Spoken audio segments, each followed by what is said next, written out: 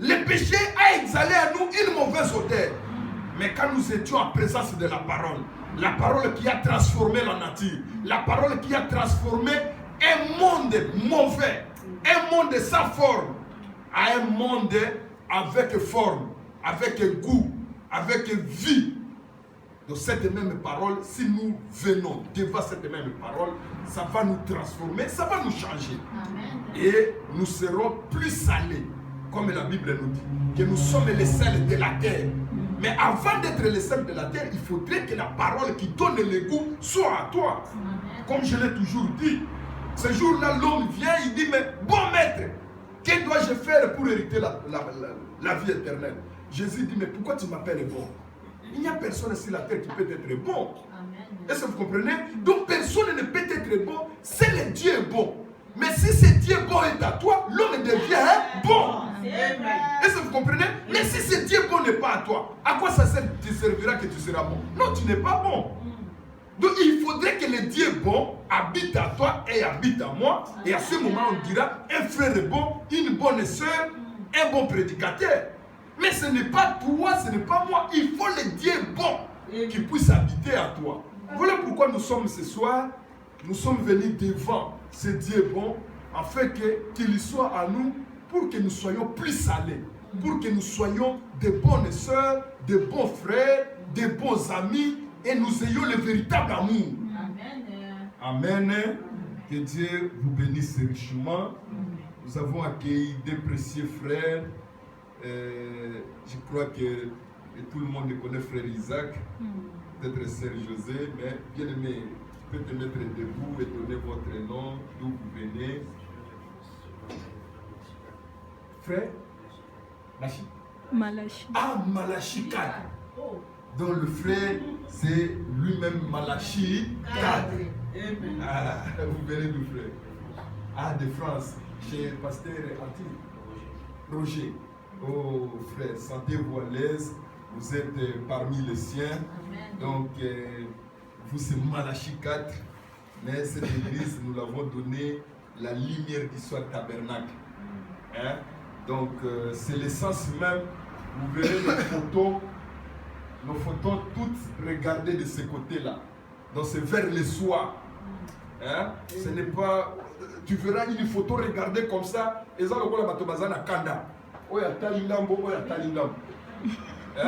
donc vous trouverez les gens, des fois certaines photos regardées comme ça, certaines photos regardées comme ça. Donc c'est comme si les gens ne s'aimaient pas. Hein? Les seigneurs de l'autre côté, la colonne de feu de l'autre côté. Mais qu'est-ce que dit le message? Malachi 4, qu'est-ce que dit Malachi 4? La Bible nous dit que vers le soir, la lumière paraîtra. Est-ce que vous comprenez? Donc ça veut dire que l'Est c'était comme à gauche. Et vers le soir, c'était comme à droite. Est-ce que vous comprenez? Mais le prophète vient nous expliquer. Il dit à la croix, le Seigneur Jésus-Christ avait regardé à gauche. Où étaient les Juifs? Où étaient les Israélites? Parce qu'il est venu chez les siens. Et quand il a regardé là-bas, celui qui était à droite, c'était un type de païen des nations. Maintenant, quand celui qui était à gauche, là où la lumière, parce que c'est lui qui est la lumière. C'est lui qui aimait la lumière. Quand il a regardé, mais celui-là, au lieu de reconnaître qu'il est venu mourir pour moi, il dit, si tu es le Fils de Dieu, sauve-toi d'abord toi-même. Et la Bible dit que celui qui était à droite, il dit, messieurs, celui-là c'est un innocent. Moi et toi, c'est nous qui avons mérité la mort. Et il dit, Seigneur, quand tu seras dans ton royaume, souviens-toi de moi. La Bible dit, le Seigneur Jésus dit, non, ce n'est pas quand je serai dans mon royaume. Maintenant, même. Et c'est là qu'il va tourner. Il va changer le visage et regarder vers le pécheur repentant. Et là, Israël est resté dans les ténèbres. Maintenant, les nations ont reçu la lumière. C'est ça, Zacharie 14, que vers le soir, la lumière paraîtra. Et le prophète dit, quand le monsieur, c'était Hoffman, quand il a fait ce portrait, parce que ce n'est pas la meilleure photo. Nathan a appareil à photo de la qui pour Makanga Jésus. Nous ne sommes pas comme les catholiques où les gens adorent les photos. Non, ça c'est seulement un portrait. Quand Hoffmann a fait la première photo, le Seigneur Jésus-Christ regardait de l'autre côté. Maintenant, quand il y a eu la révélation de cette chose, Frère Branham a dit non. Le Seigneur Jésus-Christ n'avait plus regardé là-bas. Parce que de l'autre côté, c'était en Israël, à l'est. Mais aujourd'hui, pour accomplir Zacharie 14, c'est vers le soir que la lumière paraîtra. C'est comme ça que Hoffmann a dit changer la photo que le Seigneur regardait de l'autre côté, mais il va maintenant regarder vers le soleil couchant. Est-ce que vous comprenez? C'est là même quand la constellation d'anges sont venus, Frère Branham a dit tournez la photo. Hein? Il regarde où? Il regarde vers le soleil couchant. C'est comme ça que vous voyez ça. Il dit tournez bien la photo pour voir là où il regarde. C'est là où émane la lumière. Dans la révélation de cette chose, il dit il regarde vers la droite là où nous sommes. Parce que la lumière est vers le soleil couchant. C'est pourquoi, frère, nous devons faire tout avec la révélation de la parole. Quand je vais dans une des églises, je vois cette photo. L'homme regarde comme ça, la colonne de feu. Regarde comme ça, William Branham regarde comme ça. Je dis, mais est-ce que ma photo, bazana na kanda, bazako yokanate? Parce que ce que yokana na mututo, autant les côté mususu. Oya taliboé, oya tali. Non, nous devons aligner toutes choses avec les Écritures. Amen. Que Dieu vous bénisse, frère Malachie 4. Que Dieu vous bénisse, frère Isaac. Nous sommes vraiment dans la joie. C'est une petite église que nous avons totalisé une année le mardi. Depuis que nous avons commencé. Et voilà. Donc c'est pourquoi nous devons porter les fruits de l'évangile. Amen. Nous devons manifester Christ dans nos vies. Nous ne pouvons pas rester seulement dans la récitation de la parole. Nous avons pris le message et nous avons pris le message, mais nous devons vivre le message. Amen. C'est ça notre objectif. Amen. C'est ça notre objectif. Voilà, je vous annonce que nous avons notre sœur Maman Ida qui est endeuillée. J'avais oublié de vous annoncer ça le mardi. Elle a perdu sa grande sœur à Kinshasa. Donc, c'est notre deuil. Et nous devons faire ce que nous avons toujours l'habitude de faire. Parce qu'elle est la nôtre. Passer, la voir, la consoler, un coup de fil, ça sera une bonne chose. Et nous continuons toujours à récolter l'argent pour l'électricité. Sœur Javier avait déjà donné sa part. Donc nous attendons les uns et les autres, comme les autres ne sont pas là, parce que nous devons déjà prendre en charge. J'ai trouvé déjà 3 lettres ici, écrites au nom de l'Église. Moi je ne les ai pas encore lues. Alors, qu'est-ce que je voulais encore annoncer? Je crois que c'est tout. Donc les autres, on annoncera le dimanche. Donc le dimanche, on aura quitté l'après-midi. Donc déjà, l'après-midi, nous commençons à 15h30 déjà. Les portes sont ouvertes. Et à 16h, on commence. Frère Jean-Pierre n'est pas là, il est à Paris. Je crois que dans vos prières, vous ne manquerez pas de penser à notre frère. Amen. Mais c'est que malheureusement, j'ai perdu ma Bible. Je ne sais même pas où je l'ai mis. Je l'ai perdu complètement. Alors, ok. Mettons-nous debout pour lire la parole de Dieu.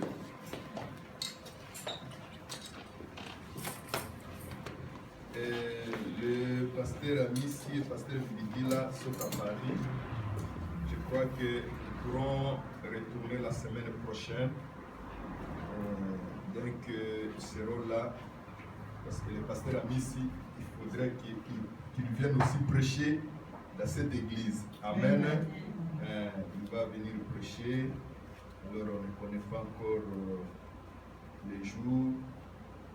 Mettez-les dans vos prières. Voilà. Nous prenons Prenons seulement là où nous avons lu Galates chapitre 1. On va passer Galates chapitre 1.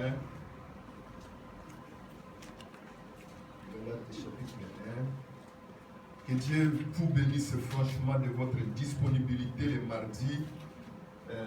Les pasteurs vous ont tellement félicité que vraiment vous les avez accueillis d'une manière extraordinaire. Votre attitude, votre manière et votre nourriture que vous avez préparée, vraiment ça les a beaucoup réjouis. Le pasteur Amis m'a dit, frère, franchement, même le pasteur André, il dit vraiment, je suis très content de l'accueil que vous les avez réservé. Alors que vous n'êtes pas nombreux, mais vous faites des œuvres comme des gens qui sont nombreux. Que Dieu vous bénisse richement. Prenons Galates chapitre 1er et nous commencerons au verset 13. La Bible nous dit ceci, ça c'est Paul qui dit. Vous avez si en effet quelle était autrefois ma conduite dans le judaïsme. Comment je persécutais à outrance et ravageais l'église de Dieu. Et comment j'étais plus avancé dans le judaïsme que beaucoup de ceux de mon âge et de ma nation, étant animé d'un zèle excessif pour les traditions de mes pères. Mais lorsqu'il plut à celui qui m'avait mis à part dans le sein de ma mère et qui m'a appelé par sa grâce de révéler à moi son Fils, afin que je l'annonce parmi les païens. Aussitôt, je n'ai consulté ni la chair, c'est ça non? Ni la chair, ni le sang. Et je ne montrai point à Jérusalem vers ceux qui firent apôtres avant moi, mais je partis pour l'Arabie, puis je revins encore à Damas. 3 ans plus tard, je montai à Jérusalem pour faire la connaissance de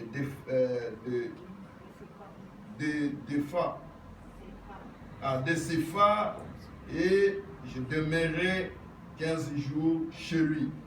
Mais je ne vis aucun autre des apôtres, si ce n'est Jacques, le frère du Seigneur.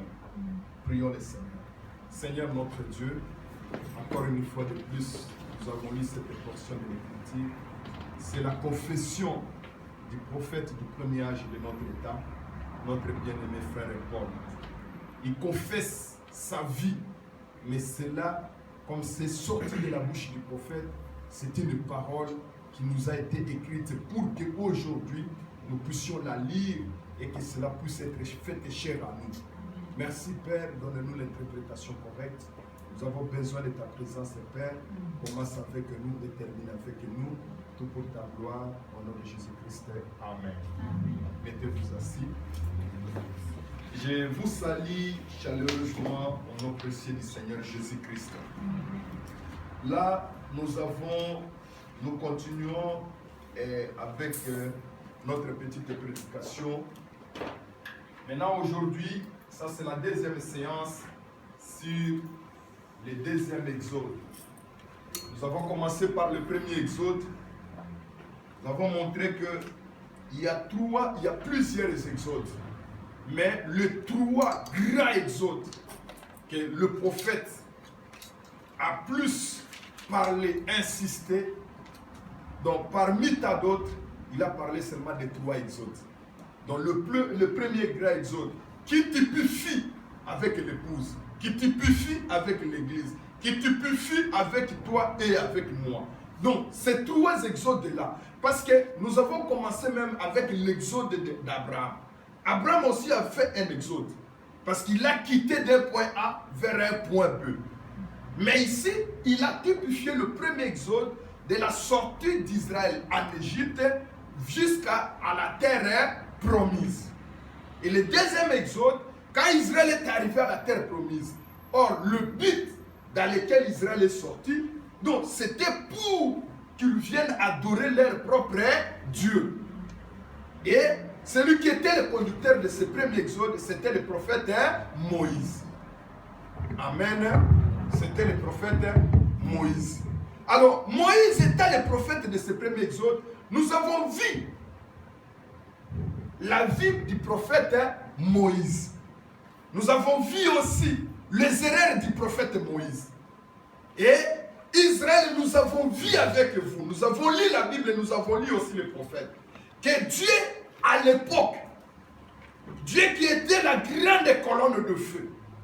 Et la colonne de feu, c'est la costume de Dieu, qui est appelé aussi le Saint-Esprit. Est-ce que vous comprenez? Et à cette époque-là, le premier exode, Dieu était en dehors des hommes. Dieu était en dehors des hommes. Donc l'homme n'incarnait pas Dieu. Dieu était en dehors. Pour rencontrer Dieu, il faut quitter quelque part et aller rencontrer Dieu quelque part.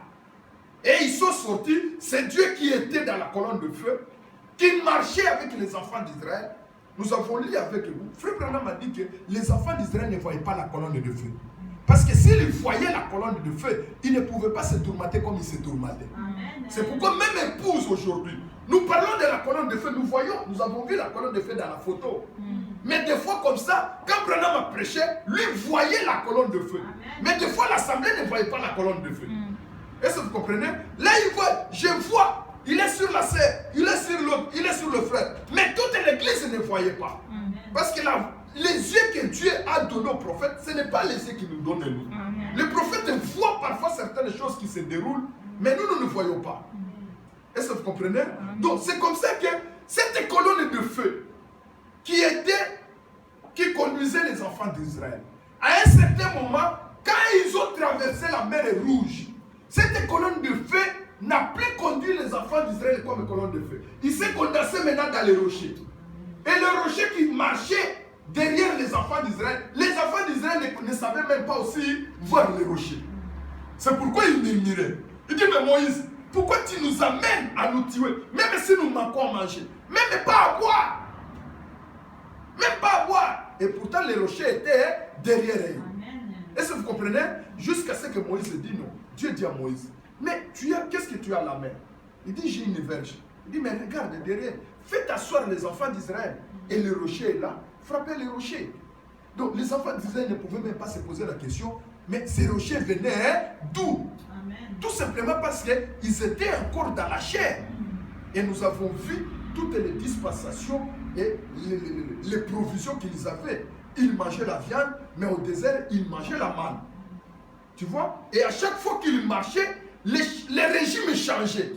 Et le prophète dit que ce sont des régimes de croissance. Alors, maintenant il a changé, il est sorti là-bas. Maintenant, quand ils sont arrivés pour traverser le Jourdain, frère, ce n'était ni la colonne de feu, ni les rochers. Est-ce que vous comprenez? Donc, à ce moment-là, celui qui était dans la colonne de feu, qui s'est condensé dans les rochers, il est devenu maintenant une personne. Est-ce que vous comprenez? Donc, d'abord, il est devenu dans l'arche.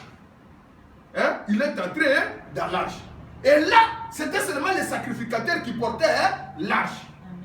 Quand ces sacrificateurs-là ont touché seulement l'eau du Jourdain, frère, l'eau a séparé. Donc, l'eau s'est séparée. Tu vois, c'est-à-dire que quelle puissance! Celui qui a transporté seulement l'arche et son pied, frère, touchait seulement l'eau du Jourdain. L'eau du Jourdain s'est séparée. Frère, à cette époque-là, Dieu était encore en dehors de l'homme.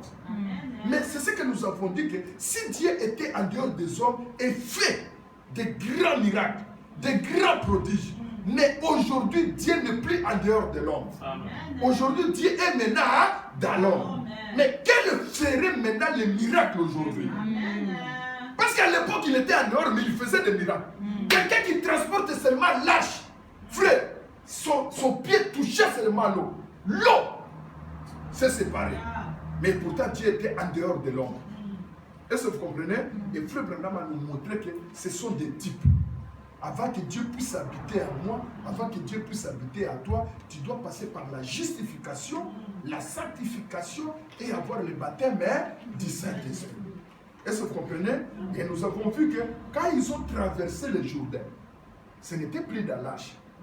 Maintenant, c'est Dieu qui était dans la colonne de feu, qui s'est condensé dans les rochers, qui était maintenant dans l'âge, il est devenu un homme. Maintenant, et c'est là où ils avaient eu leur réveil. Est-ce que vous comprenez? C'est là où ils ont eu leur réveil. Parce qu'ils ont rencontré vis-à-vis les chefs de l'armée de l'Éternel. Quand Josué est arrivé, il avait son épée à la main. Il dit, mais qui es-tu? Tu es le nôtre ou tu es notre ennemi? Il dit, non, écoutez Josué, je suis le chef de l'armée de l'Éternel. Et pourtant, le chef de l'armée de l'Éternel n'était pas devant la mer Rouge, n'était pas au désert, n'était pas au Jourdain. Est-ce que vous comprenez? Mais il était à côté du Jourdain. C'est-à-dire à côté du Jourdain, c'est là où on a le véritable réveil. Donc Israël est sorti pour avoir le réveil. Et pour avoir le réveil, il devait passer par les différentes étapes. Amen. Tu ne peux pas avoir un réveil comme les églises dénominationnelles. Non. Notre réveil, ce n'est pas un réveil de cris. Non. Notre réveil, c'est le réveil de vie. Amen. Est-ce que vous comprenez? Ce n'est pas le réveil de faire beaucoup de bruit. Non. Et nous avons vu nous avons vu les 4 étapes qui précèdent le réveil. Nous avons lu avec vous.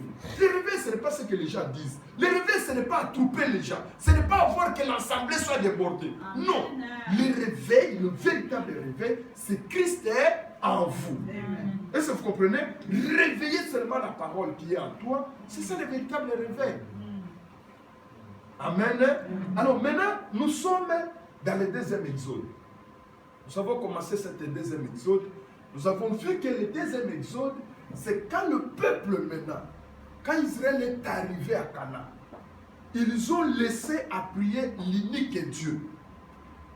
Et la plus grande erreur fatale, la Bible, quand vous lisez dans 1 Roi, je crois chapitre 16, verset 19, je crois, la Bible dit que quand Akab, le fils d'Omri, qui était roi de Juda, quand son père est mort, Akab a pris le trône de son père. Donc, durant son règne, la Bible dit que Israël n'a jamais connu un mauvais roi comme Akab. Le plus grand mauvais de tous les rois qu'Israël a connus. Pourquoi? Parce que c'est à travers Akab que l'idolâtrie est entrée en Israël. Donc, les peuples qui adoraient un seul Dieu avaient connu une période où il y a une multitude de dieux dans le camp d'Israël. Pourquoi? Parce qu'il est allé épouser la fille des rois de Tyr et de Sidon. Et ces rois de Tyr et de Sidon qui avaient ses propres dieux. Étibal, c'est ça le nom de ces rois-là. Et il avait des rois, il avait des dieux de Baal et d'Astarté. Alors, cette union d'un frère avec une païenne a fait que, c'est ça ce que Frère Branham a dit, que quand vous marchez avec quelqu'un, soit c'est lui qui va te dominer, soit c'est toi qui vas le dominer. Jamais vous serez en équilibre. Non. Vous serez en équilibre si vous avez le même esprit. Mais si vous n'avez pas le même esprit, donc soit c'est lui qui te domine, ou soit c'est toi qui le domine. C'est comme ça qu'il y a Akab, qui était un portron et un féminin, et Jézabel est venue à la maison avec le Dieu de son père. Elle est venue à la maison avec tous les dieux de sa tribu, de sa nation. Et elle a commencé d'abord à dominer la maison d'Akab. Elle a commencé à dominer, à faire tout. Et jusqu'à ce qu'elle est entrée à l'église. Elle a pris, elle a dominé toute la nation. Je vous ai dit que Naboth donc, a perdu sa vie parce qu'il a refusé avec son héritage. Mais Jézabel dit, mais finalement, qu'est-ce que tu veux dire? Toi, un roi, mais un civil puisse te refuser son domaine. Et puis tu viens triste. laisse-moi, je vais faire une lettre. Je vais faire un édit. Et Jézabel a fait un édit. On a dit tuer Naboth. Tout ça, et là, Dieu a abandonné Israël. Parce qu'il y avait beaucoup de dieux. C'est comme ça que quand un peuple abandonne Dieu, Dieu ne veut pas tuer les innocents avec les coupables. Maintenant, le prophète dit, maintenant Dieu va susciter un deuxième exode. Et cet deuxième exode, c'est Israël qui était le peuple de Dieu, qui avait la religion de la parole de Dieu. Maintenant, il est entré dans le judaïsme, c'est-à-dire l'apparence de la religion, l'apparence des adorateurs, mais en réalité, il n'y avait plus la vie. C'est comme ça que quand les femmes israélites mettaient au monde, l'autre qui criait, il capote. Est-ce que vous comprenez? Parce que quand ils allaient à la guerre, frère, les Philistins ont même ravi l'arche de l'Éternel. Ils sont allés avec. Et ils sont allés laisser l'arche de l'Éternel devant leur Dieu Dagon. Donc Israël est resté sans Dieu. Est-ce que vous me suivez? À ce moment-là, une femme, quand elle a été mise au monde, elle a crié, ah, Ichabod. Cela veut dire que la gloire de l'Éternel nous a quittés. Nous sommes maintenant en train d'aller pétrer de nouveau. Nous sommes maintenant entrés dans les troubles, la maladie, des problèmes sont entrés. C'est pourquoi, frère, quand nous voyons toutes ces choses, le prophète nous dit que c'est ça le type même de l'église. C'est ça le type même du croyant. C'est ça le type même d'un fidèle. Donc, c'est-à-dire, quand tu crois au Seigneur Jésus-Christ, attendez-vous qu'il y aura des conséquences quand on ne marchera pas avec le Seigneur Jésus-Christ. Mais cela ne signifie pas qu'Israël ne priait pas. Israël priait, mais il restait seulement dans l'apparence. Mais Dieu n'était plus là. C'est pourquoi, frère, nous avons vu avec vous. Quand la Bible dit que Dieu recherche des véritables adorateurs, il ne dit pas qu'il recherche des adorateurs, parce qu'il y a beaucoup d'adorateurs. Mais il recherche des véritables adorateurs. Mais il a donné les conditions. Je vous ai dit, nous avons vu avec vous que Israël, quand il sortait en Égypte, ce n'est pas tout le monde qui pouvait adorer. Adorer, il faut avoir des moyens. Ce n'est pas comme aujourd'hui où on peut adorer n'importe comment. Mais en Israël, adorer, il faut avoir des moyens. Parce que si tu n'as pas de moyens, tu ne peux pas adorer. Et l'adoration a commencé une fois par an. C'est comme ça que l'adoration a commencé. Une seule fois par an. Et ce n'est pas toi qui devais aller adorer. Tu devais amener les sacrifices et les sacrificateurs. Les souverains sacrificateurs, ce n'est même pas les sacrificateurs, mais les souverains sacrificateurs. C'est lui qui prenait la charge pour aller intercéder la faveur d'une famille. Et nous avons vu que, et là, vous devez avoir l'argent pour payer deux boucs. Un bouc pour le sacrifice pour l'Éternel et un bouc qui devait transporter tous tes péchés pour aller les mettre à Azazel. Mais si tu n'as pas l'argent, c'est Kokoyate. C'est pourquoi tout enfant d'Israël ne priait pas, n'adorait pas. L'adoration, ce n'était pas chose facile. Maintenant, quand le rideau a été, le voile a été déchiré, maintenant tout le monde peut adorer. C'est là où Jésus a compris que maintenant l'adoration devient quelque chose d'embrouillement. Maintenant il vient, il dit non, nous vivons l'état où le Père recherche des véritables adorateurs. Il dit mais pourquoi tu nous dis ça? Mais il y a la montagne, Jérusalem est là. Il y a la montagne où nos pères montaient. C'est comme si aujourd'hui, même la montagne par exemple de Séré, quelqu'un peut aller là-bas, il peut aller adorer. Et cela ne signifie pas que comme Abraham a monté dans la montagne, toi aussi tu montes à la montagne, Dieu va descendre là-bas. Tu dois monter à la montagne avec un cœur sincère. Amen. Pour que le Dieu puisse descendre. Ce n'est pas... Nous ne pouvons pas adorer avec des imitations. Parce que Branham est monté à la montagne. Moi aussi, je vois la montagne de Séré, je monte. Mais il faut monter avec la vie. Parce que Branham ne montait pas la montagne avec les mensonges, avec le vol, avec tout. Non, quand toi tu montes comme ça, tu montes toi-même. Mais quand un moustique te pique, tu sauras que le moustique te pique. Mais un jour, quand Branham est monté, les moustiques l'ont piqué, mais il n'est pas senti. Est-ce que vous comprenez? C'est ça que nous voyons, le deuxième exode. Et celui qui était le conducteur de cette deuxième exode, c'était le Seigneur Jésus. Est-ce que vous comprenez? Parce qu'Israël s'est perdu dans le judaïsme. C'est pourquoi même quand Jésus est venu, on pouvait nous poser la question. Que dis-tu? Parce que Moïse nous a dit ça. Moïse nous a dit ça. Moïse nous a dit ça. Ils sont restés seulement dans le verbe, dans le vocabulaire. Mais leur vie était moins. Pour la répudiation, qu'est-ce que tu lui dis? Moïse nous a dit, si tu veux, je peux même écrire la lettre à mon épouse si je la répudie. La condition, c'est que j'écrive une lettre. Jésus les regarde. Il dit, si Moïse a fait ça, c'est à cause de la dureté de vos cœurs. Mais au commencement, il n'en était pas ainsi. Est-ce que vous comprenez? C'est-à-dire qu'ils sont restés seulement dans l'apparence. Mais alors que la réalité, le fond, l'or véritable, la parole véritable n'est plus. Israël est resté capote. C'est pourquoi Jésus-Christ est venu en tant que le Fils de l'homme. Donc en tant qu'un prophète.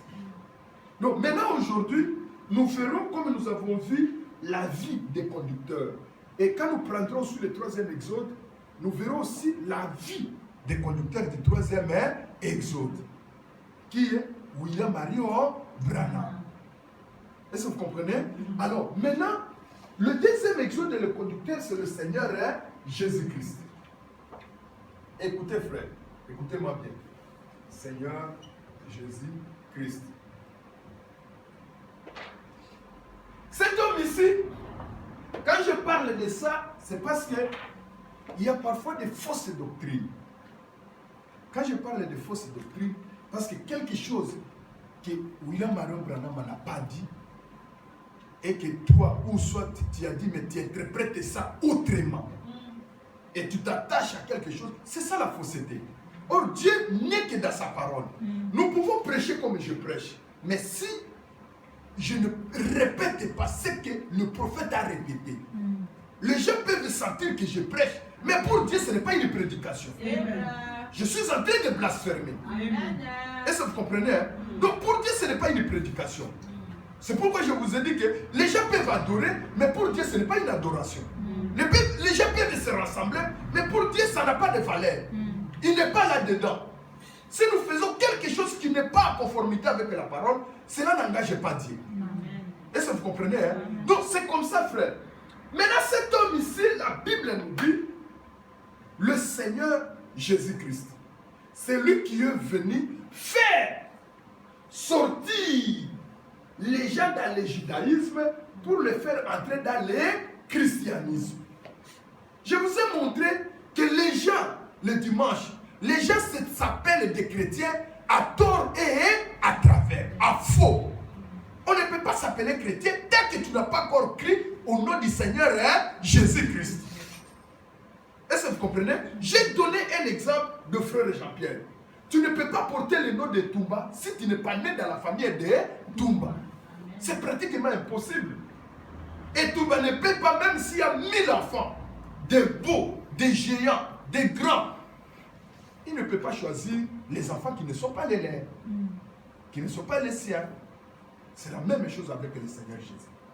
Maintenant ici, écoutez, prenons Matthieu chapitre 1, verset 18. Matthieu chapitre 1. Nous voulons un peu voir la vie de ces conducteurs du deuxième exode.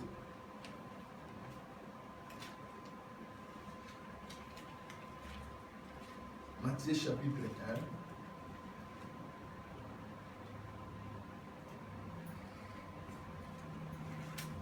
Aujourd'hui, nous parlons seulement de la vie, comme nous avons parlé aussi de la vie de Moïse. Matthieu chapitre 1, verset 18. Rod, tu as déjà vu? Ah bon, lis à haute voix. Tu as toujours une voix qui est trop basse. Voici de quelle manière arrivera la naissance de Jésus-Christ. Arrivera ou arriva? Arriva. Arriva, oui, reprenez. Voici de quelle manière arriva la naissance de Jésus-Christ. Voici de quelle manière. Cela veut dire que frère ou sœur, voyons un peu la vie du Seigneur Jésus-Christ. Parce que le Seigneur Jésus-Christ, c'est lui, en tant que prophète, le Fils de l'homme, qui a conduit le deuxième exode. Pas seulement le deuxième exode, il est aussi celui qui est venu pour te sauver, pour me sauver. Est-ce que vous comprenez? Mais si nous prenons d'abord l'aspect du prophète, de celui qui a conduit le deuxième exode. C'est là où nous avons lu, vous avez suivi la déclaration de frère Paul. Il dit, mais vous savez, vous avez su comment moi j'étais dans le judaïsme. Le judaïsme, c'est la tradition juive. La tradition, c'est plutôt comme des règles, des préceptes. Est-ce que vous comprenez? Ce n'est plus la parole de Dieu. Ce sont des règles que les gens établissent. Les gens font des établissements, ils établissent des règles dans l'église qui ne sont même pas la parole de Dieu. Et les gens acceptent. C'est là où nous allons tomber dans le catholicisme, le protestantisme. Parce qu'ils ont commencé par la vérité. Mais quand il y a eu des traditions, quand il y a eu des ajouts, c'est là où on parle de catholicisme. C'est là où on a parlé de judaïsme, c'est-à-dire isme. Cela veut dire des traditions, des dogmes. Et Paul le dit très bien. Il dit, vous savez, c'est que moi j'étais dans le judaïsme. Donc, ça veut dire, ce que Paul faisait, il était religieux, mais il persécutait les autres. Il prie, il persécute les autres. Mais il pensait qu'il était dans le vrai. Mais maintenant, il va dire, ah, c'est lui qui me connaissait bien avant. Parce que c'était son décès, avant même que je ne sois né. Quand il m'a fait cette grâce. Vous savez comment j'étais dans le judaïsme, dans les traditions de mes pères. Même ceux de mon âge, vous connaissez. C'est pourquoi, frère, nous n'avons plus droit à faire des erreurs. Nous devons suivre la parole de Dieu à la lettre. Au lieu de tomber, sinon nous tomberons dans le judaïsme. Le prophète dit, le message ne deviendra pas une dénomination. Mais une église peut devenir une dénomination. Un homme peut devenir une dénomination. Parce que quand nous laissons la parole, nous prenons les règles. Parce que moi, je suis pasteur. Fais ça, fais ça, fais ça. Au fin du peignot au Kalimabo, tu ne dis rien. Parce qu'il est pasteur, il est au loin. Frère, l'onction, aujourd'hui, ce n'est plus comme l'onction au temps d'Israël. Est-ce que vous comprenez? Au temps d'Israël, c'était les souverains sacrificateurs qui avaient l'onction. Mais aujourd'hui, l'onction est répandue à tout le monde. Amen. Ce n'est plus dans une seule personne. Non. Tu ne peux pas faire tromper ou bien faire craindre les gens. Tu ne sais pas que moi je suis au loin. Non. Quand tu commences déjà à dire que tu ne sais pas que moi je suis au loin, c'est que tu n'es pas au loin. Amen. Hein? J'ai donné un exemple que si ma fille Hérode commence à dire non, tu sais que c'est moi qui suis ta fille, ça dit quelque part il y a quelque chose qui ne va pas. Moi, ça veut dire qu'il y a quelque part ça ne va pas. Quand tu t'appropries toi-même l'onction, ça dit que tu n'en as pas. L'onction, ce n'est pas le fait d'exciter. L'onction, c'est la vie de la parole. Amen. De marcher conformément à la parole. C'est ça l'onction. Le prophète dit, Jésus, quand il priait, il ne criait même pas. Mais aujourd'hui, pour connaître qu'il a l'onction, il faut crier. Non, non, ça ce n'est pas l'onction, ça c'est votre forme et votre interprétation. Mais je ne dis pas que crier ce n'est pas l'onction. Mais ce n'est pas que quand j'écris que j'ai l'onction. Le diable sait aussi crier. Amen. Écoutez, il dit, voici de quelle manière arriva la naissance de Jésus. C'est-à-dire que, comme je parlais aux frères hier chez Mamaïda, voici, là c'est clair, non? C'est-à-dire nous ne pouvons pas nous aller ni à gauche ni à droite de la manière dont la naissance de Jésus est arrivée. Allons-y. Marie, sa mère, ayant été fiancée à Joseph, se trouva enceinte, par la vertu du Saint-Esprit, avant qu'ils eussent habité ensemble. Joseph, son époux, qui était un homme de bien et qui ne voulait pas la diffamer, se proposa de rompre secrètement avec elle. Comme il y pensait, voici un ange du Seigneur lui apparut en songe et dit, Joseph, fils de David, ne crains pas de prendre avec toi Marie ta femme, car l'enfant qu'elle a conçu vient du Saint-Esprit. Elle enfantera un fils et tu lui donneras le nom de Jésus. Est-ce que vous comprenez? Elle enfantera un fils et tu lui donneras le nom de Jésus. Jésus seul. Est-ce que vous comprenez? Hein? Là, ce n'était pas Jésus-Christ, ni le Seigneur Jésus-Christ. Mais elle enfantera un fils. Et tu lui donneras le nom de Jésus. Point. Est-ce que vous comprenez? Hein? Ah. C'est-à-dire que ça ici, nous décortiquons maintenant. Ça ici, Jésus d'abord. Est-ce que vous comprenez? Donc, elle enfantera un fils. Et tu lui donneras le nom de Jésus. C'est-à-dire que le nom de Jésus, c'est le nom, c'est le corps que Dieu Esprit est venu pour qu'il accomplisse ce que Ésaïe 35 a dit. Est-ce que vous comprenez? Parce qu'Ésaïe 35 a dit, dites à ceux qui ont le cœur troublé. Qui ne soient pas troublés, mais votre Dieu, la vengeance viendra. Il viendra lui-même et il vous sauvera. Est-ce que vous comprenez? C'est-à-dire que le nom Jésus, c'est le corps dans lequel Dieu a utilisé pour venir te sauver, pour venir me sauver. C'est le corps de sacrifice. Parce que Dieu ne meurt pas. On ne peut pas tuer Dieu. Frère, si on tue Dieu, maintenant le monde restera comme ça. Dieu ne pourra pas mourir. Est-ce que vous comprenez?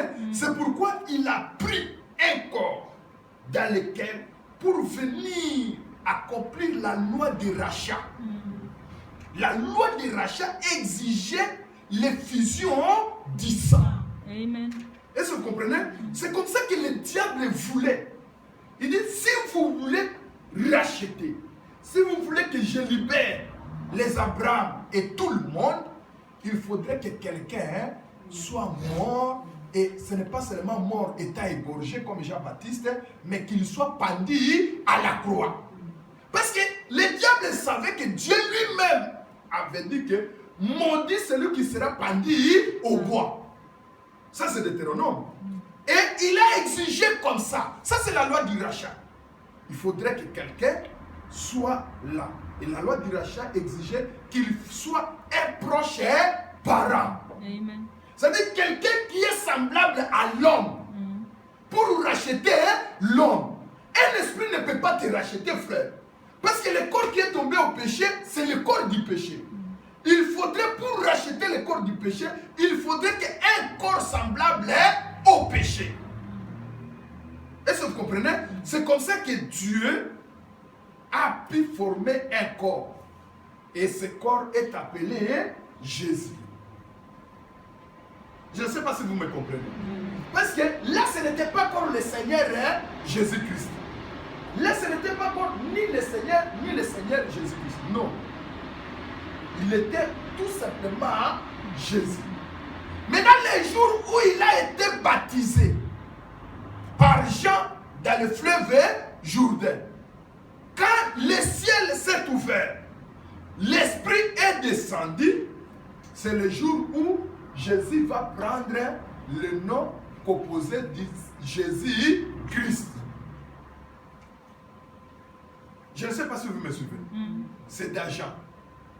Je crois que chapitre 1 ou chapitre 2. Mais le Seigneur, le jour où il a été adopté sur la montagne de la transfiguration, parce que là, il a été dit, écoutez-les.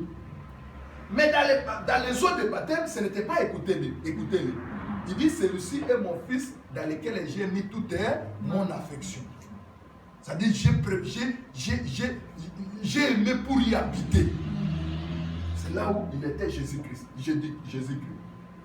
Mais avant, c'était Jésus. Cela veut dire le corps de sacrifice. le corps pour mourir pour le péché, pour te racheter, pour me racheter, pour te libérer, pour me libérer. Est-ce que vous comprenez? Hein? Ah. Mais maintenant, je voulais lire les prophètes. Mets-toi assis, Rob. Nous voyons la vie des prophètes du deuxième exode. Donc il était Jésus. Mais seulement la seule différence, c'est ce que je vais vous montrer aujourd'hui. Ce corps ici, ce corps de Jésus, j'efface d'abord le Seigneur et Christ.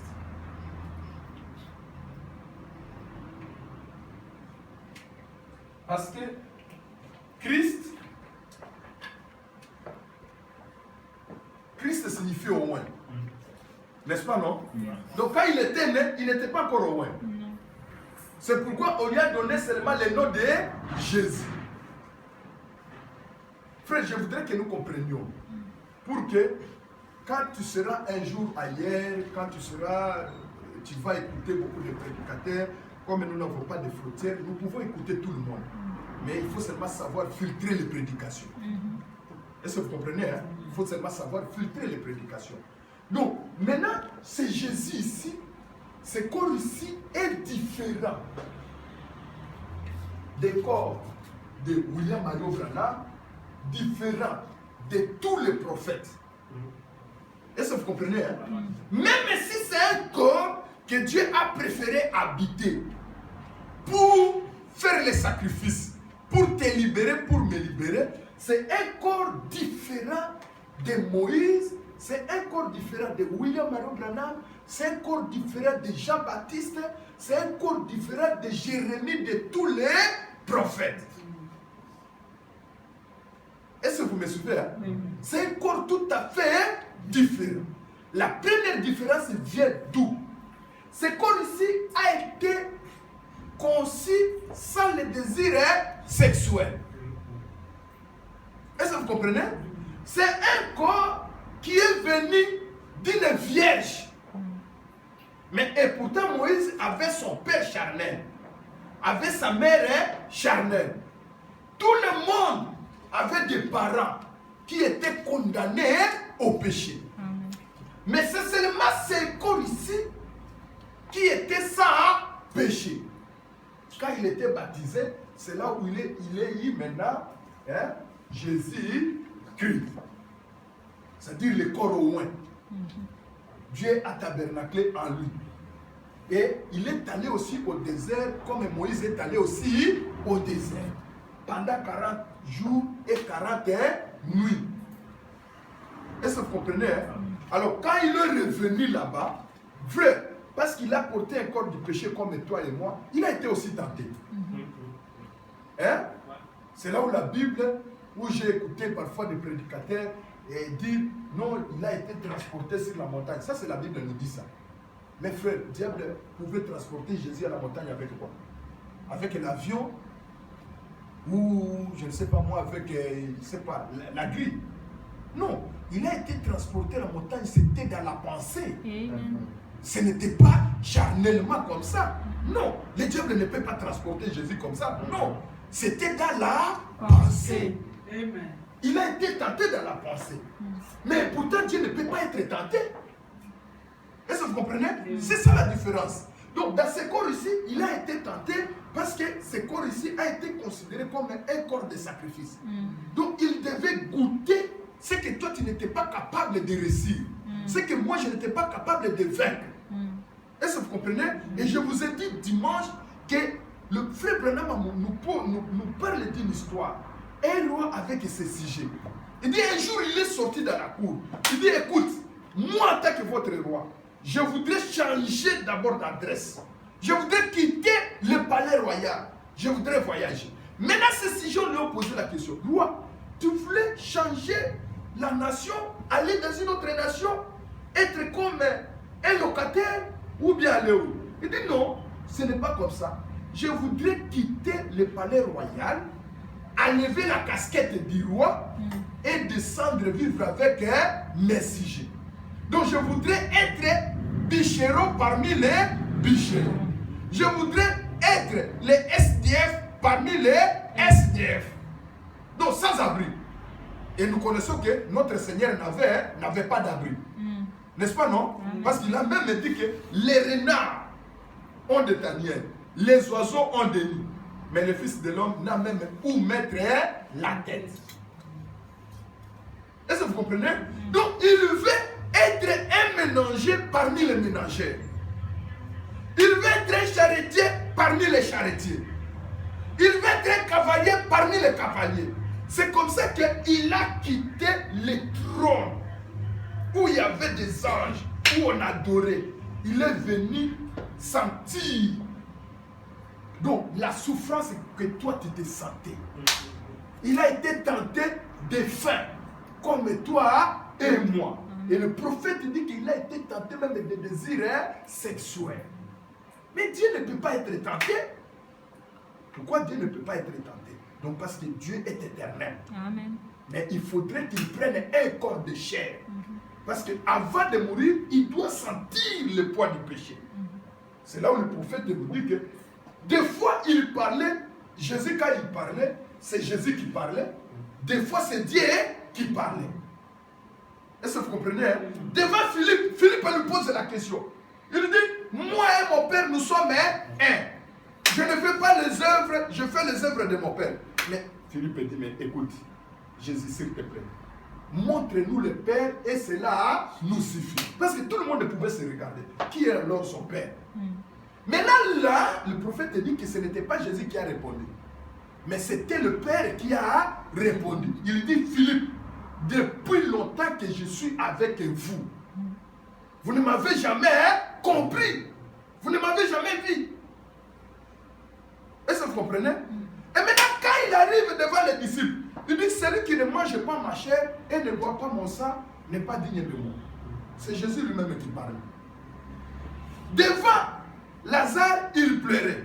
Jésus attaque un homme, il va pleurer. Parce que Dieu ne peut pas pleurer. Non.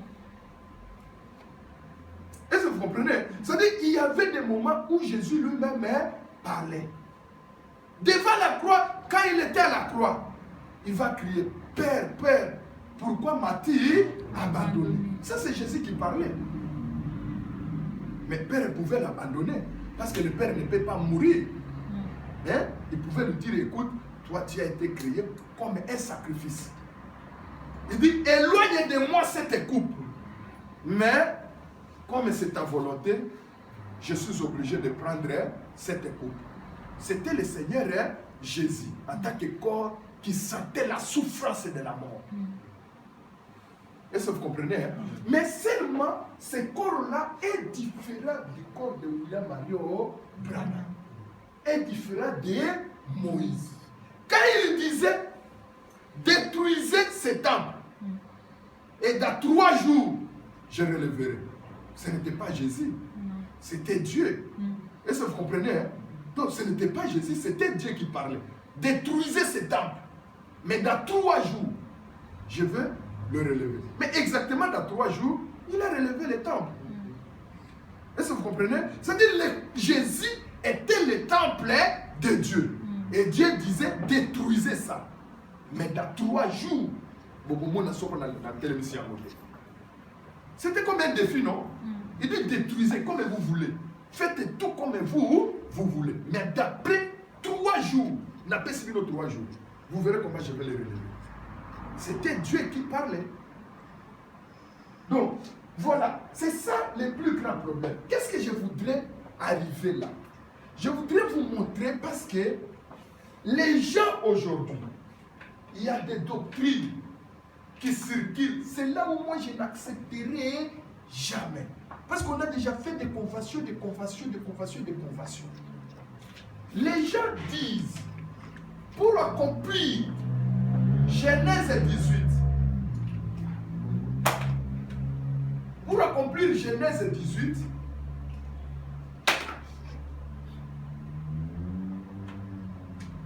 Genèse, oh là là. Ici, c'est Genèse 18. C'est-à-dire que quand Elohim est arrivé devant Abraham, est-ce que vous comprenez? Hein? Voilà, ici, Ligue 17. Pour accomplir Genèse 18, devant Abraham, quand il était sous la chaîne de Mamoré, hein, pour donner la promesse. Ici, la Bible nous dit qu'il y avait 3 hommes qui sont apparus devant Abraham. Hein? Qu'est-ce que Dieu a fait? Dieu a formé un corps. Il va souffler, il dit Michael entre. Il va faire un autre corps, Gabriel entre. Il va former un autre corps, lui-même entre. Et c'était les 3 visiteurs qui sont venus devant Abraham.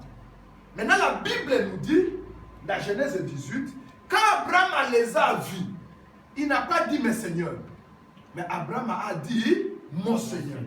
Parce qu'Abraham étant un prophète, il avait la révélation que parmi ces 3 visiteurs, il y a un qui était Elohim. Frère, quand les gens donnent des explications, ils sont venus pour un but bien défini. Ces gens-là sont venus rien que pour donner la promesse à Abraham. Est-ce que vous comprenez? Hein? Donc c'était seulement pour accomplir Genèse chapitre 18. Maintenant, les 2 autres sont allés à Sodome et à Gomorrhe. Le prophète nous dit, quand celui-ci a terminé de causer avec Abraham, il a tourné le dos et il dit, Abraham, l'année prochaine, à ce cas ici, tu auras un enfant. Sarah, quand il était derrière son dos, Sarah a ri. Il dit, oh, papa, on va aller foufou à Tondi. Hein? Maintenant, quand Sarah était dans l'attente, lui n'était pas dans l'attente. Il va poser la question à Abraham. Pourquoi Sarah a ri? Sarah a dit non, je n'ai pas ri. Mais pourtant, Sarah a ri. Ça dit c'était Elohim lui-même dans la chair humaine. Est-ce que vous comprenez? Et puis frère, nous avons déjà parlé sur la théophanie, le corps céleste et le corps glorieux. Quand il a mangé, il n'était pas dans la théophanie, parce que la théophanie ne mange pas. La théophanie, c'est un corps qui peut apparaître et disparaître. Mais là, il a mangé et il a bu. Il était dans un corps de chair. Est-ce que vous comprenez? Alors maintenant, quand il a quitté là-bas, Frère Branham nous dit que comme il a fini la mission, il a jeté ce corps-là, il est retourné dans la colonne de feu. Parce que Bamona qui a moi suscité. Parce que c'est un corps qu'il a apprêté rien que pour accomplir Genèse chapitre 18. Quand il a fini la mission, il a jeté le corps et il est retourné dans la colonne de feu.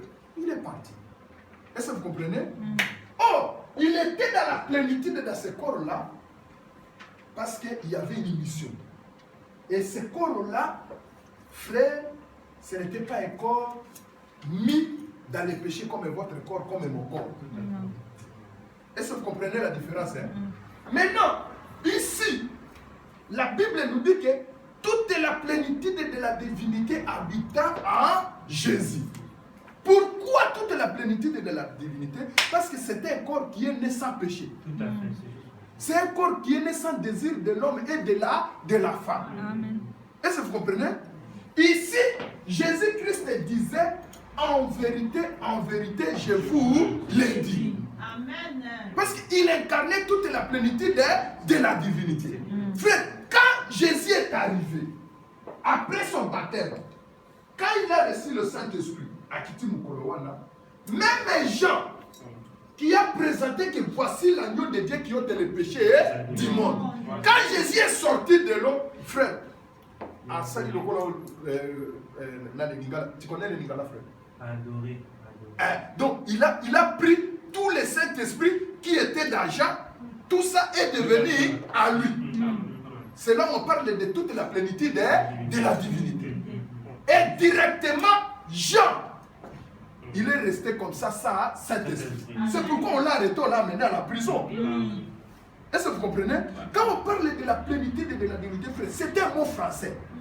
Plénitude de la divinité, si moi j'ai, personne ici ne peut avoir le Saint-Esprit. Amen. Parce que toute la plénitude de la divinité doit être à moi. Est-ce que vous comprenez? C'est-à-dire, quand Jésus était, il avait toute la plénitude de la divinité. Jean, qui avait le Saint-Esprit depuis le ventre de sa mère, quand il a présenté seulement que voici l'agneau de Dieu qui ôte les péchés du monde. Moi-même, je ne suis même pas capable de délier les sandales. Frère, quand il est sorti seulement de l'eau, Jean est resté capable de ça, le Saint-Esprit. D'abord, il n'a pas traîné Bakanguié, on l'a amené en prison. Est-ce que vous comprenez? Non, ces tableaux-là, frère, nous devons faire identifier les tableaux correctement.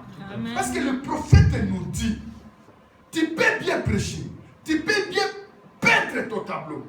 Mais si tu peins un tableau où la vache va brouter sur l'arbre, même si le tableau paraît beau, mais celui qui a les yeux de l'aigle, est-ce que nous sommes en train d'aller du colon dans vous avez déjà vu la vache monter sur l'arbre et aller brouter là-bas? Non. Non. Maintenant, ici, il a dit, en vérité, je vous le dis. Mais tous les prophètes disaient, ainsi dit le Seigneur. Amen. Est-ce que vous voyez la différence? Amen. Tous les prophètes disaient, ainsi dit le Seigneur. Mais sauf où Jésus disait, en vérité, je vous le dis. Amen. Est-ce que vous voyez la différence? Alors, quand il avait toute la plénitude de la divinité, frère, personne n'avait le Saint-Esprit. Amen. Même les pierres, tout le monde. Parce que si le Pierre avait le Saint-Esprit à cette époque, frère, la gloire pouvait être partagée. Amen. Oui. Est-ce que vous comprenez?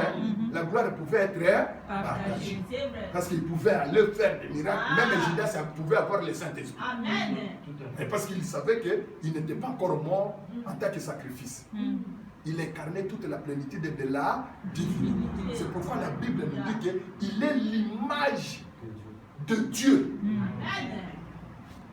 Est-ce que vous comprenez? Amen. Maintenant, jusqu'à ce que, frère, il est mort avec la plénitude de la divinité.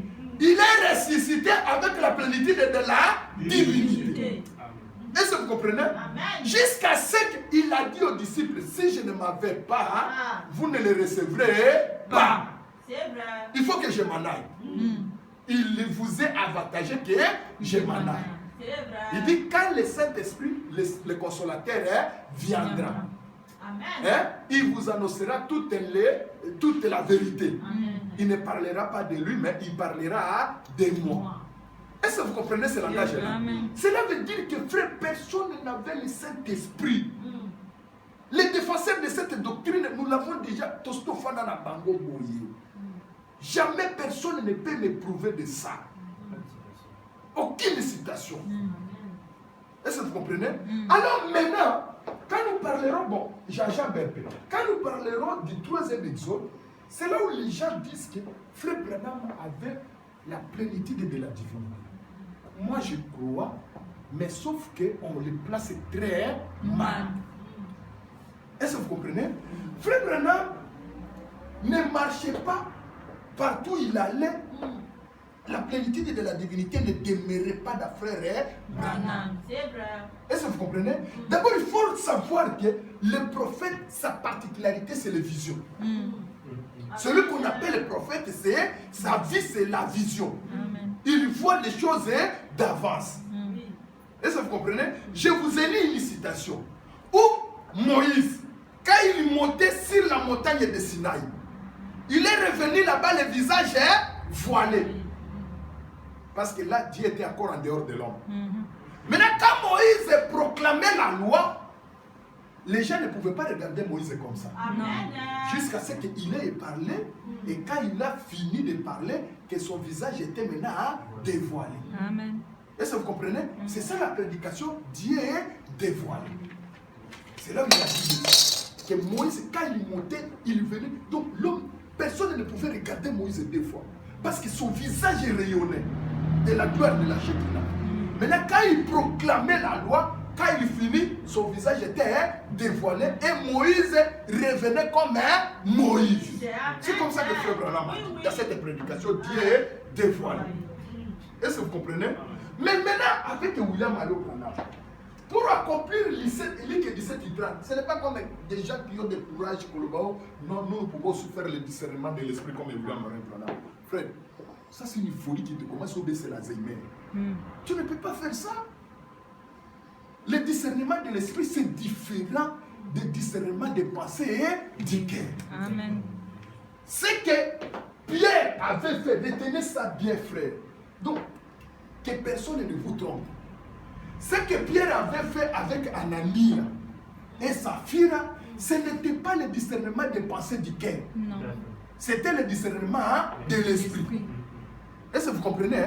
Mais le discernement du pensée du cœur, ça peut depuis le monde a été créé, ça s'accomplit seulement 3 fois seulement. La première fois dans Genèse chapitre 18, la deuxième fois dans le puits de Jacob avec la femme samaritaine, avec le Seigneur Jésus-Christ lui-même, et la troisième fois avec l'homme de Malachie chapitre 4. Est-ce que vous comprenez? Le discernement de l'esprit différent du discernement des pensées du cœur. Le pensée du cœur, c'est le prophète qui le fait avec l'esprit de Dieu. Est-ce que vous comprenez? Mais le discernement de l'esprit, les pasteurs peuvent le faire. Comme Pierre avait fait devant Anania et Saphir. Quand ils ont vendu leur champ, ils sont venus, ils ont dit non, écoute, ils ont donné seulement la dîme, ils ont triché. Anania, il dit, oh, que Dieu te bénisse, l'homme de Dieu. Voilà l'argent que j'ai vendu le champ. Pierre dit comment? Tu trompes l'esprit de Dieu, comme tu trompes l'esprit de Dieu, alors voilà, on va t'amener à la tombe. Et sur place, Anania était tombé mort. Maintenant sa femme vient. Oh, l'homme de Dieu, que Dieu te bénisse. Et il dit non, laisse d'abord cette théorie-là. Tu fais des conneries inutiles. Dis-moi la vérité. Vous avez vendu le chat combien? Non, non, non, l'homme de Dieu, que Dieu vous bénisse vraiment. Tu es un homme spirituel. C'est que nous avons vendu seulement le chat. D'abord, elle ne savait pas que son mari déjà est mort. Amen. Pierre lui dit, Saphir, comme tu continues à mentir le Saint-Esprit, on va t'amener comme ton mari. Et Saphir était aussi mort. Ça, ce n'est pas le discernement des pensées du cœur. Ça, c'est le discernement de l'esprit. Le discernement du pensée du cœur, c'est quelqu'un qui met le dos, qui tourne le dos. Tu ne connais même pas personne. Tu ne connais même pas son endroit. Tu ne connais même pas il vient d'où. Et là, tu dis ça. Et là, ça se fait une seule fois à l'âge. Est-ce que vous comprenez? Mais à part ça, Frère Branham avait aussi, avec le Saint-Esprit, il avait fait aussi le discernement de l'Esprit. Parce que frère, si toute la plénitude de la divinité demeurait à Frère Branham comme ça demeurait à Jésus, donc les Neville n'avaient pas le Saint-Esprit. Les autres n'avaient pas le Saint-Esprit. Toutes les congrégations n'avaient pas aussi le Saint-Esprit. Parce qu'il fallait que Branham meure, il fallait que Branham ressuscite, et pour nous envoyer le Saint-Esprit. Est-ce que vous comprenez un peu ce tableau-là? Et là où j'avais demandé au pasteur qui soutient ça, j'ai dit, frère, est-ce que toi tu crois à ça? Maintenant, c'est que toi-même, tu n'as même pas le Saint-Esprit. Oui. Parce que comme Branham n'a pas encore ressuscité, nous aurons le Saint-Esprit. Ça, il faut comprendre. Ce n'est pas quelque chose de compliqué. Quand on parle de la plénitude de la divinité, c'est différent. Quand on parle de toute la plénitude de la divinité, c'est différent de la plénitude de la divinité. Est-ce que vous comprenez? Toute la plénitude de la divinité, Frère Branham explique ça que c'est tout le temps, tout l'espace, toute la nature, tout, c'est ça qu'on parle de toute la plénitude de la divinité. Mais quand Branham a dit que la divinité n'est plus au ciel, la divinité est à nous, mais ce n'est pas toute la plénitude. C'est une partie de toute la plénitude de la divinité. Est-ce que c'est vraiment difficile de comprendre ça? Mais c'est là où les gens sont en train de se poignarder. Non, fait, il était à la chasse. Et non, c'était la plénitude de la divinité. Même ici, j'ai écouté ça. À la chasse, la plénitude de la divinité. Mais toi, tu prêches avec des mots. Parce que Branham n'est pas encore ressuscité. La divinité, c'est dans les cœurs des croyants. Mais toute la plénitude de la divinité, ça dit tout le ciel se vide. Tout se vide, ça incarne à toi. Est-ce que vous comprenez? C'est là où je voulais vous lire les prophètes. Et puis, nous allons nous arrêter là. Dieu dévoilé. Tout ça, frère, hein, c'est parce que les gens nous amènent dans des choses très compliquées, inutiles. C'est votre propre âme. Si vous blaguez avec ça, Dieu n'a pas besoin de beaucoup de gens, mais Dieu a besoin plutôt de gens de qualité. C'est qui respectent sa parole. Vous imaginez qu'un homme comme Moïse, qui a amené la colonne de feu, mais lui-même n'est pas entré dans Canaan. Mais en forcerie, nous le prédit comme ça. Dieu dévoilé, la prédication prêchée le 14 juin 1964. 64, c'est déjà après la révélation de cet issue.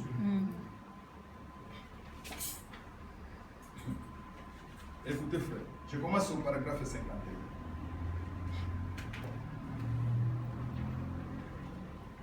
Paragraphe 51. J'ai déjà dit aux gens, montrez-moi ne fût-ce qu'une citation, ni une. Il ne faut pas deux. J'ai dit une seule citation où Frère Branham a dit que j'ai toute la plénitude de la divinité. Je ne dis pas deux, j'ai dit seulement une. Pas, ne me dites pas comme. Non, ça sont comme. Oh, qu'est-ce qu'ils disent encore? Il y a un terme là.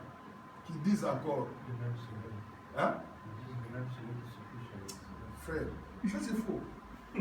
Ça sont des distractions, il vous trompe seulement. J'ai demandé au prédicateur une seule citation où Branham a dit toute la plénitude de la divinité était à moi. Je ne demande pas deux. Frère, peut-être si vous avez quelqu'un comme ça, amène-moi chez lui. Parce que depuis que j'ai demandé, je n'ai pas encore eu. Je ne demande pas des citations, une seule citation. Mais pas la divinité, pas la plénitude de la divinité, mais toute la plénitude de la divinité. Voilà. Alors, Bakao, Zalaki, comme le soleil, comme non. Tu peux avoir aussi un oiseau, tu dis, mais cet oiseau-là, comme l'avion. Mais or, ce n'est pas l'avion. Hein? Comme ce n'est pas l'avion. Comme ce n'est pas la réalité. Écoutez, frère.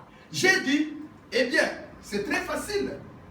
Si vous abandonnez seulement votre propre pensée et que vous y pensez dans les termes de la Bible, ils sont un seul et même être. Dieu est un esprit. Jésus, c'est le corps dans lequel il était voilé. Est-ce que vous comprenez? Hein? Jésus, c'est le corps dans lequel Dieu, esprit, était voilé. Écoutez, voyez, j'ai dit, par exemple, dans mon foyer, pour ma femme, je suis son mari. Hein? Et j'ai une jeune fille, Rebecca. Je suis son père. Et j'ai un petit-fils qui s'appelle Paul.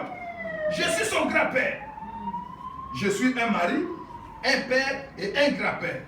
Ma femme, elle n'a pas de droit sur moi en tant que père. Hein?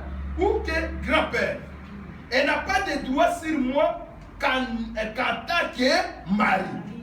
Et ma fille n'a pas de droit sur moi en tant que mari ou que grand-père. Elle est mon enfant, voyez. Mais pourtant, ces trois personnes-là, elles sont toutes la même personne. C'est-à-dire que Frère Branham est en train de montrer, il est à la fois père, il est à la fois mari et il est à la fois grand-père. Mais est-ce que ce sont trois personnes? Non. Non. C'est une seule personne, mais avec des fonctions différentes.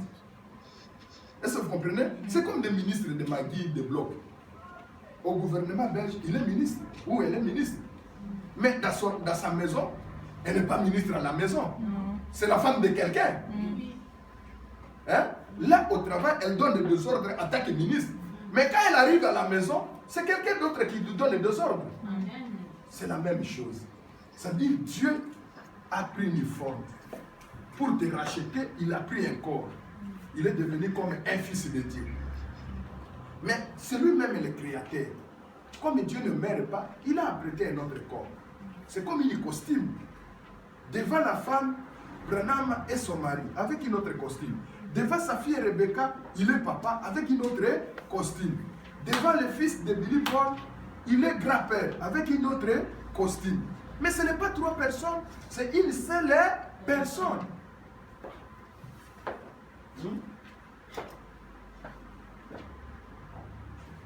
Quand on appelle Jésus Dieu, c'est parce que c'est le corps dans lequel Dieu est venu se tabernaquer. Est-ce que vous comprenez? Hein? Mais Dieu ne meurt pas. Mais Jésus est mort. Et il est ressuscité.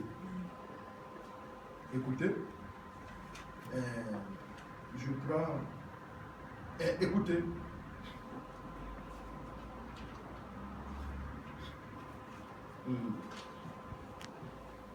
Il dit ceci. Dieu s'est transformé. Il change de forme. Si vous remarquez, ici, dans Philippiens, il dit, ne regarda point comme une proie arrachée, mais il a pris la forme d'un homme. N'est-ce pas, non? C'est dans Philippiens. Il a dit ça, je ne sais pas si c'est Philippiens chapitre 3 ou chapitre 1, verset 3. Il dit qu'il ne regarda pas la proie, mais il s'est identifié comme un homme. Simplement pour te sauver, pour me sauver. Comme un sacrifice. Je sors de là, je prends mon andé. Pour qu'on termine un peu vite. Frère, c'est pourquoi il faut être conséquent de votre propre âme. Il faut être conséquent de votre propre âme. Si vous blaguez avec votre âme, c'est très dangereux. Écoutez. Mais c'est la même personne tout le temps. La même personne, Dieu tout le temps. C'est de cette manière qu'il se révèle à son peuple. En faisant comme ça, remarquez, au long de l'âge, de la colonne de feu, il s'est révélé à son peuple. Dans l'âge de Jésus, il s'est révélé à son peuple. Dans l'âge du Saint-Esprit, comme fils de Dieu, fils de David, c'est toujours cette façon qu'il se révèle à son peuple, en amenant les gens à le connaître. Et il est voilé derrière quelque chose. Maintenant, écoutez. Dieu voilé dans Jésus. Pour accomplir l'œuvre de la rédemption à la croix. Est-ce que vous comprenez? C'est ça la raison.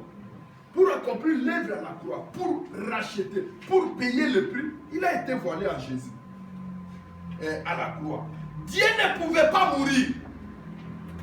En tant qu'esprit, il est éternel. Mais il lui a fallu mettre un masque et jouer le rôle de la mort. Est-ce que vous comprenez? Hein? Parce que Dieu est éternel. Il ne peut pas mourir. Mais il fallait qu'il mette un masque. Et ce masque-là est appelé Jésus. C'est pourquoi, quand nous on baptise, on ne peut pas baptiser quelqu'un au nom de Jésus. Non. On baptise quelqu'un au nom du Seigneur Jésus-Christ. Est-ce que vous comprenez? Parce qu'il y a beaucoup de Jésus même dans la Bible. Il y a Bar Jésus, il y a tout ça. Mais pour différencier, on disait toujours Jésus de Nazareth. Mais pour baptiser quelqu'un, vous baptisez au nom du Seigneur Jésus-Christ. C'est-à-dire, Père le Créateur, comme il a été comme le Fils, et il est devenu comme Esprit. C'est la même personne. Comme celui qui était mari, il est aussi papa, il est aussi oncle, il est aussi grand-père. Dieu volé. Donc, mais lui, il a fallu mettre un masque et jouer le rôle de la mort. Il est bel et bien mort, mais il ne pouvait pas le faire sous sa forme de Dieu. Est-ce que vous comprenez? Hein? Donc, je suis là au paragraphe 92. Il devait le faire sous sa forme de fils. En tant que fils de l'homme sur terre, voyez, il devait être sous sa forme de fils. Ensuite, quand il est revenu à la Pentecôte, il était de nouveau fils de Dieu. Vous voyez ce que je veux dire. Vous saisissez.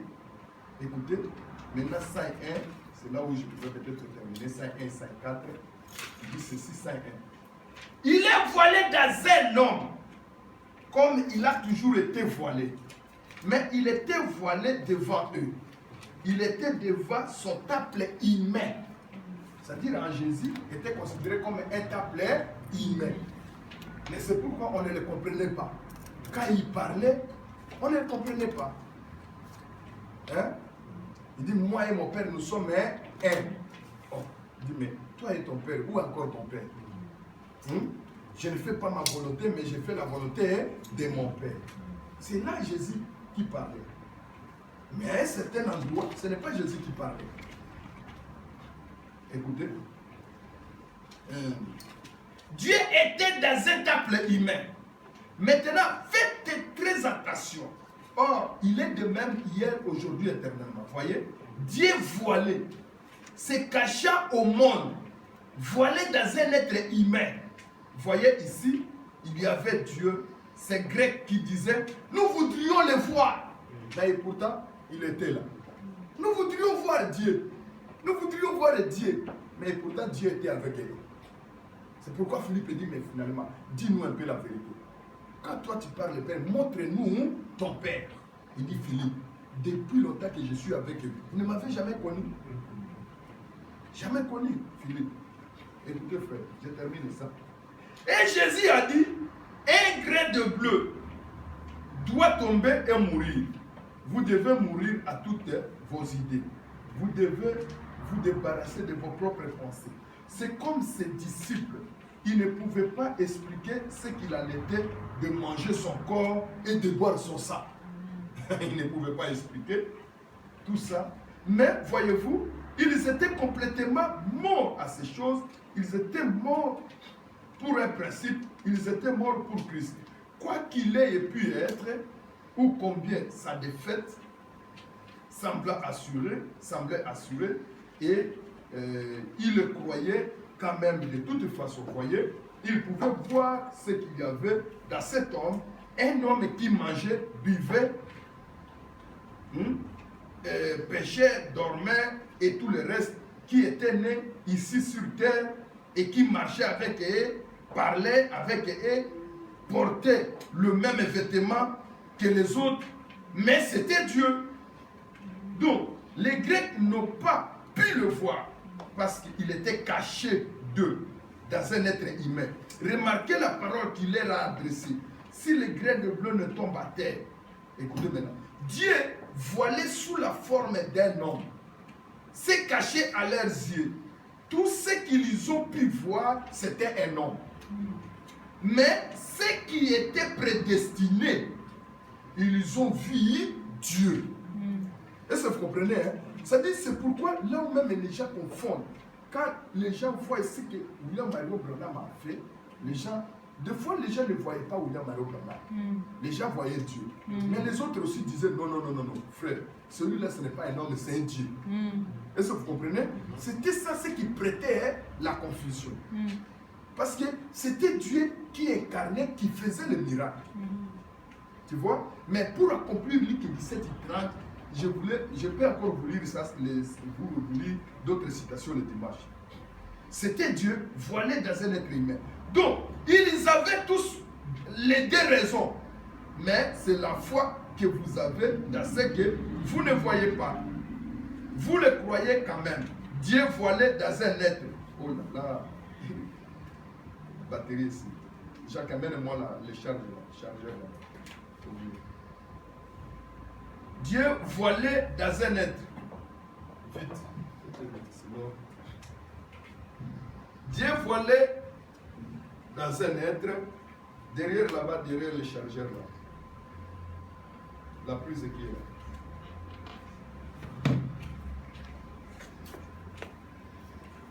Vite.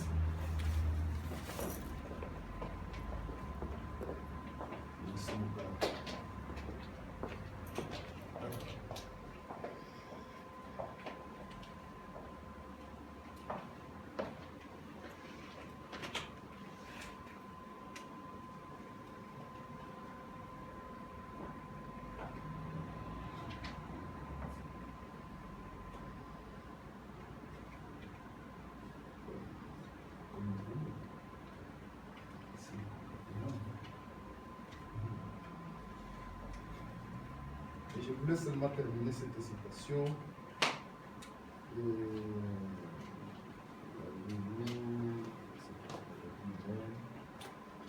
Ah, voilà. Voilà. Okay. Il dit ceci. C'était Dieu voilé dans un être humain dont ils avaient tous les deux raison, mais c'est la foi dans ce que vous ne voyez pas. Vous le croyez quand même. Dieu voilé dans un être humain. Il était dans cette chair-là. Et cette chair-là était son voile. Le voile s'est déchiré, voyez-vous, pour que Dieu puisse être manifesté. Dans l'Ancien Testament, Dieu était caché quand il était sur son propriétaire. Sur son propriétaire, nous avons parlé de ça. Pas un voile. Dans l'Ancien Testament, Dieu était dans un temple. Mais les gens entraient et adoraient comme ceci. Mais souvenez-vous, il y avait un voile qui les cachait.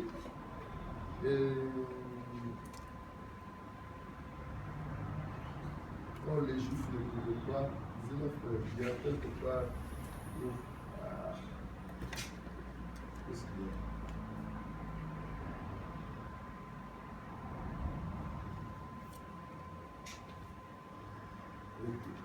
Je crois que c'est lui le tapas.